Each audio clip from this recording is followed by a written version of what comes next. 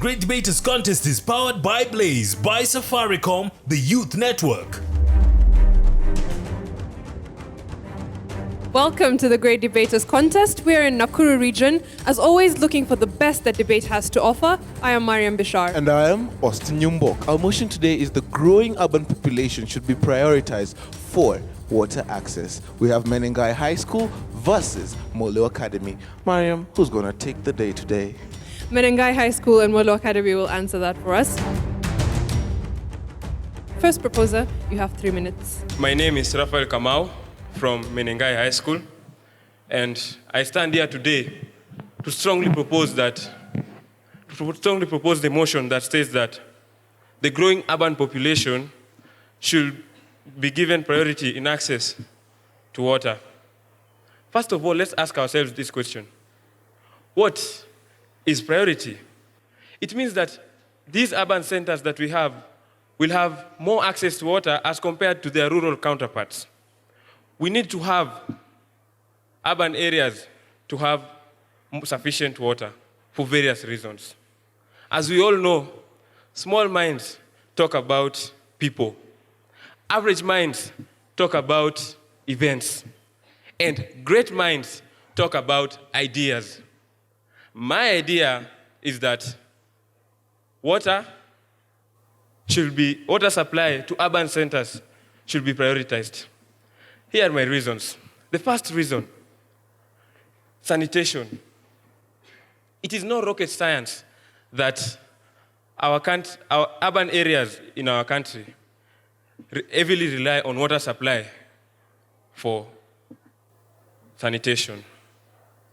We all know that when you go to the toilet, what do you use? Water.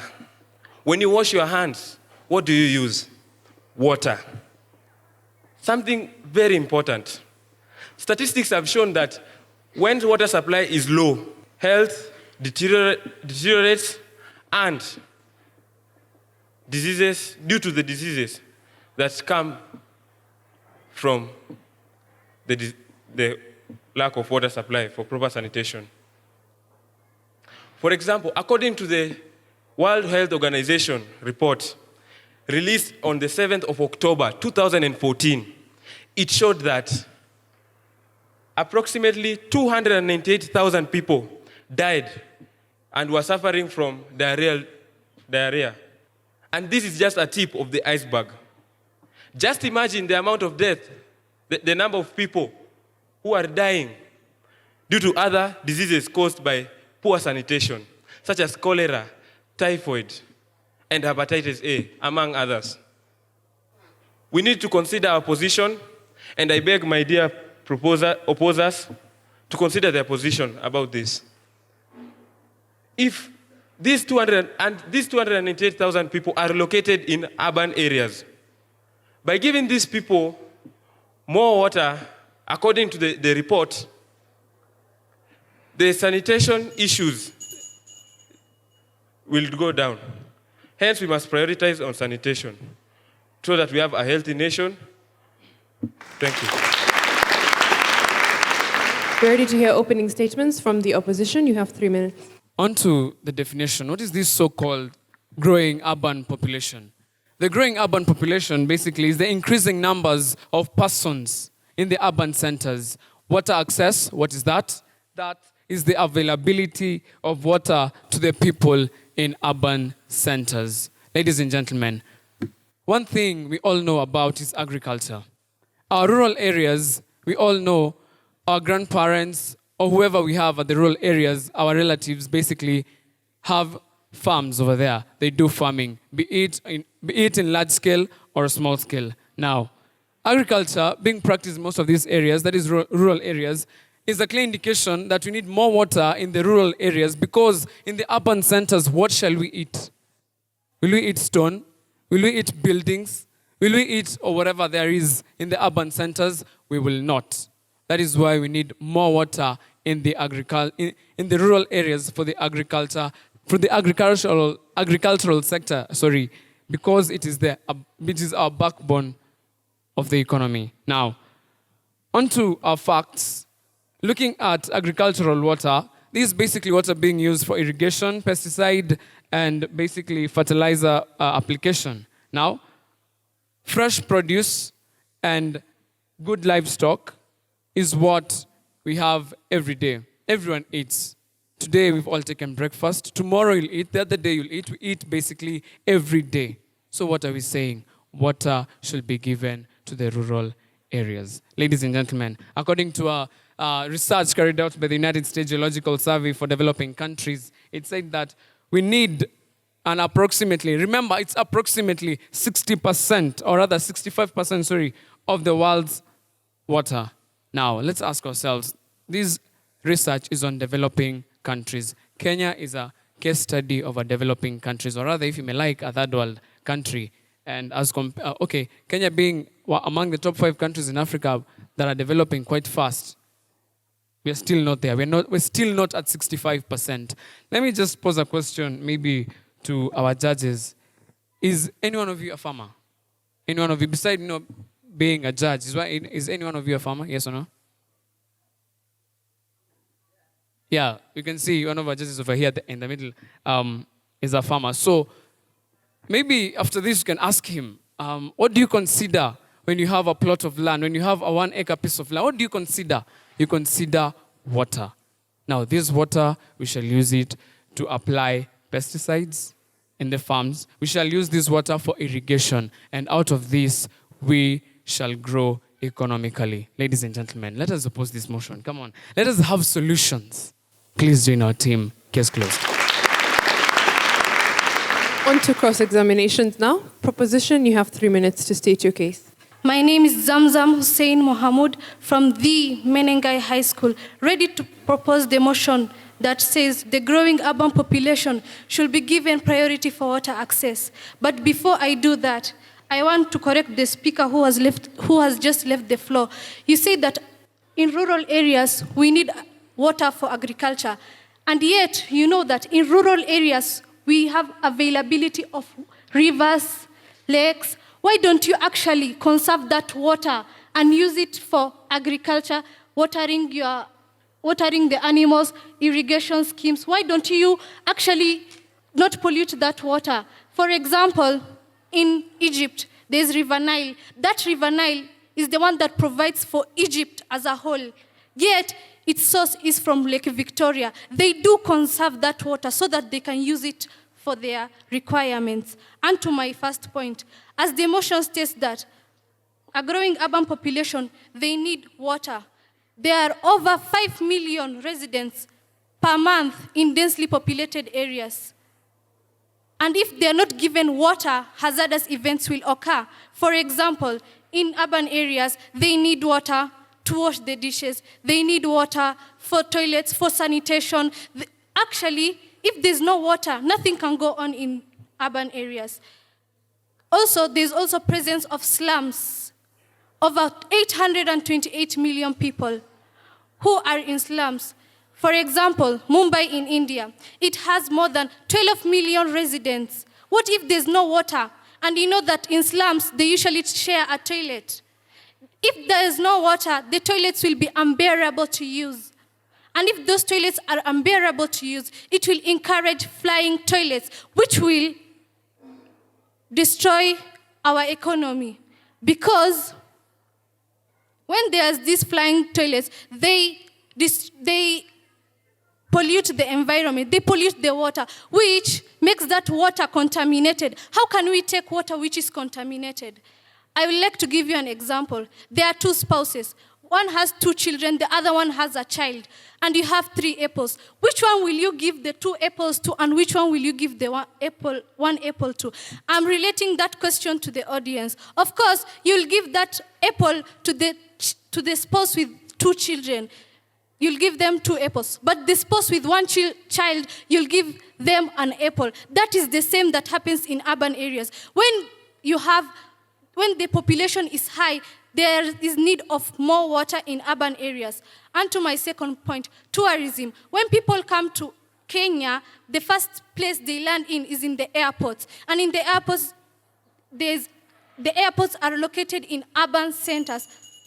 What if those tourists, they don't find water, and basically they are going to one of the 5-star hotels or the 3-star hotels. What will they actually do without water, without the recreational activities? Thank you. Opposition will hear your rebuttal. You also have 3 minutes. Back in Molo Academy, they called me Denzel Mboro. But for today, you can call me Denzel the debater. Now, I will go straight and ask them a question. What about places like Turkana, Baringo counties, which are majorly dry areas? Now, don't they deserve water? Don't they deserve water? Now, the people in slums and in the cities, they may have money, yes. But don't forget, there are also poor people in the rural areas who do not have access to clean water, like the people in Baringo and Turkana. Why should we allocate more water to the urban areas, yet there is massive wastage of water? Take an example of Nairobi River. It was extremely polluted. The second proposer had a point on tourism. They may land at the airports, but they are going to places like Turkana. No, they're going to places like Turkana, yes, Turkana and Masai Mara, where there is game.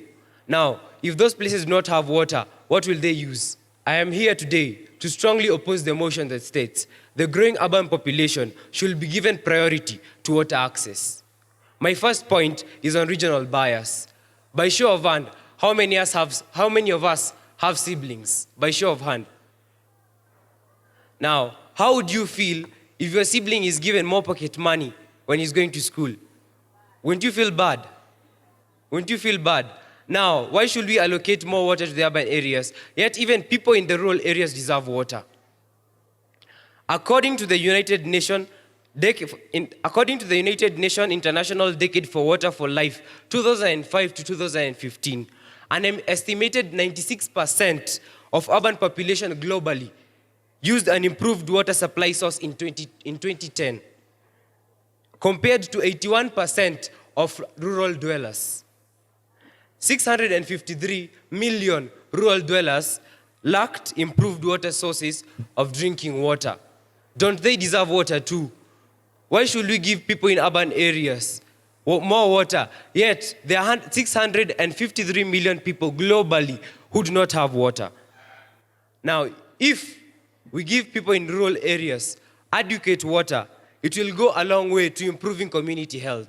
Now, health is a big problem in rural areas. Some places like Baringo, you have to go a long way to find a hospital. If we give them water, most likely they will not come under strict. If we give those people more water, they will not get sick as often. And we will have gone a long way in helping people in rural areas access water and better lifestyle and improved living standards. There I rest my case.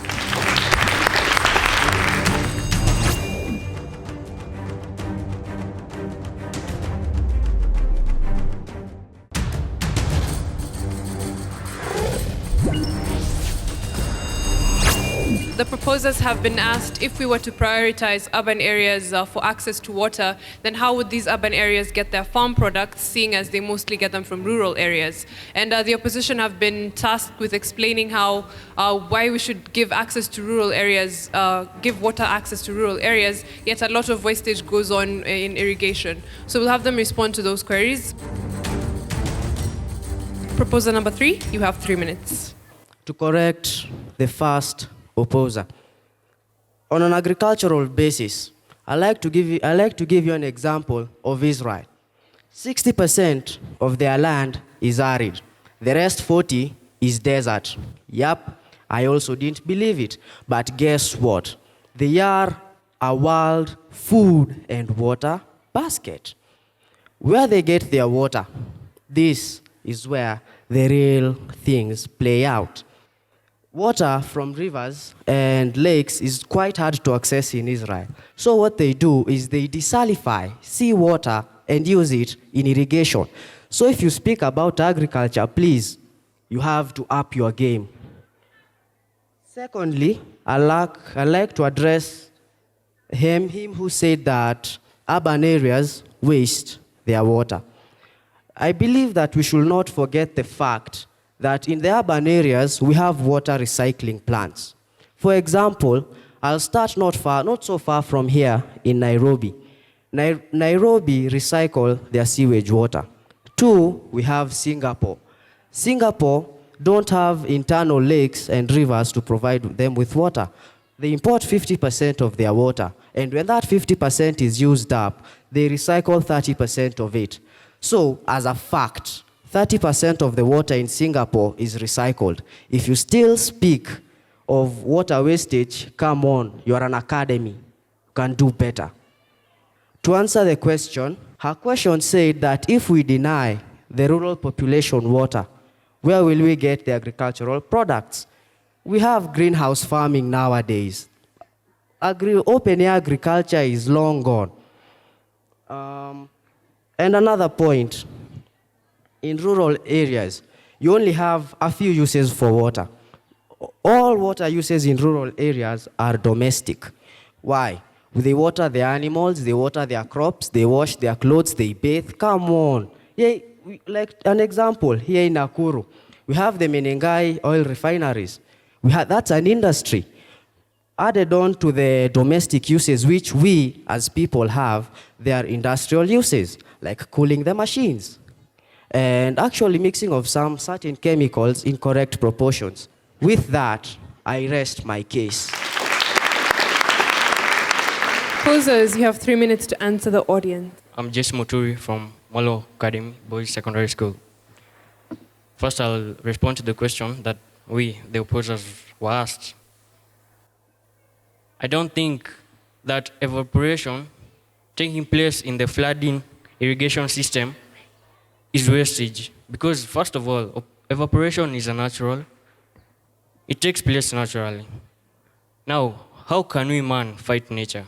Women can fight whatever is taking place in the urban centers in terms of water pollution. And we've been asked to think about on the matter of agriculture. I don't think that anyone here consumes synthetic food. All food is grown naturally.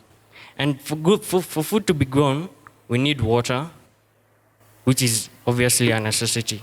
So they should also think on that.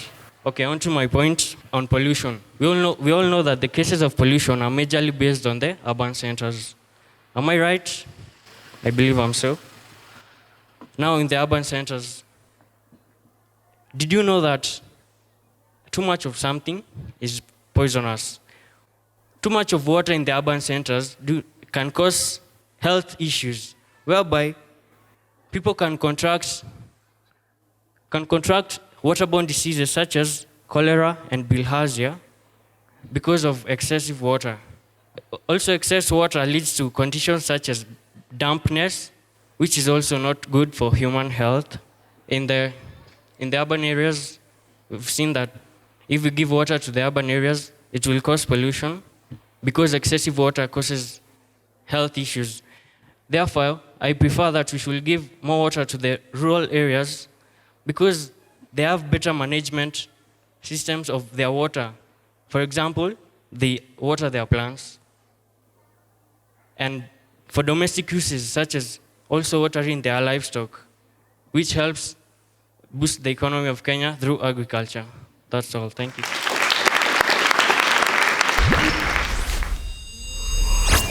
We'll hear final submissions now from both teams, beginning with the proposition. You have a minute. Molo Academy.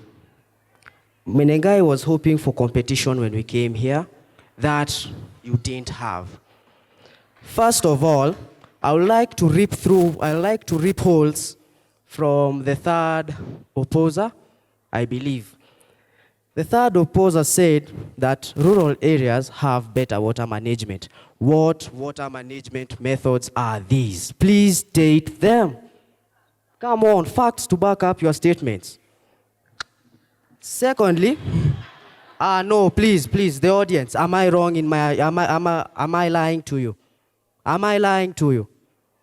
So, all in all, I love to conclude that Molo Academy, you should come join us. Let's do this together. There's no need for you to embarrass yourselves like this. Thank you.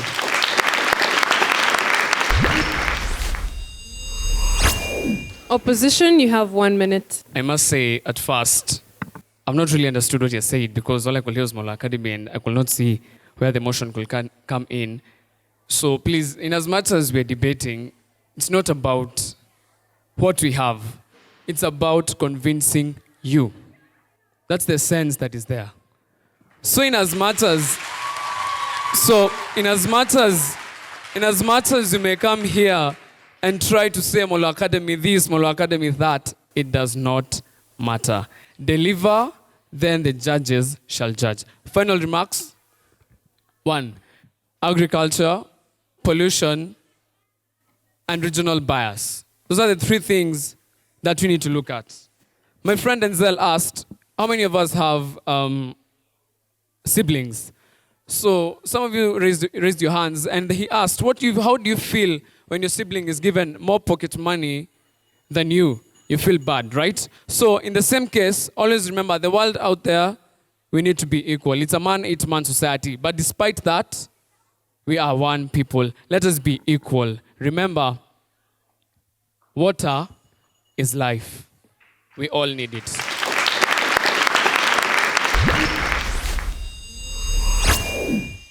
Menengai, Raphael, you did well. You are the point man for your team.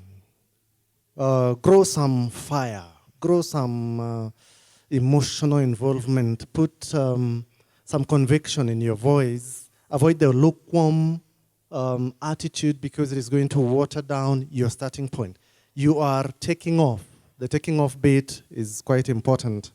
You have very good English, however. Zamzam, good gestures, a good language. That's very good. Robin, the Israel example was quite thought-provoking. So was the Singapore one. And it did surprise us about how bad the water situation in Israel is. So I agree with you. You're emotional positively and then a bit negatively because you took it a bit too far with the academy and such things. You quite bashed them, which did not work to your advantage. It did the opposite. Joseph, I think I love your style. You're quite easy and you have a way of even accepting when you have been attacked in a very sly way. So that was a very good attempt. I like the analogy of that we need more water in the rural areas because this is where every food and our agricultural produce is coming from. So we need it fresh for us to eat well. I think that was good reasoning. And I think that was quite creative of you. Denzel, good citations, good research. I love the community health example. Jesse, I don't know. When I look at you, I see a very confident person. I don't know what happened. So you panicked. I don't know whether you panicked or either some points disappeared or what happened. Maybe you'll tell me later. But I think that was quite a cutoff for the team because it has already taken some momentum. But I wish you well, both of you. And I think this motion, because we have seen it before, has been debated at a higher level. All the best.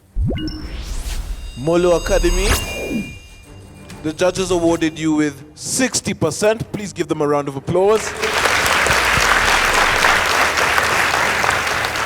This was a bit too close to call. Menengai High School, the judges awarded you 62%. You're our winners for the debate. Thank you to these two teams on stage for a very riveting debate. They have indeed entertained and educated us. Thank you to our in-studio audience and those of you watching at home. Follow us on Twitter and interact with us. Give us your feedback at Great Debaters EA and Great Debaters East Africa on Facebook. I am Mariam Bishar. And I am Austin Nyumbok. Catch you next time.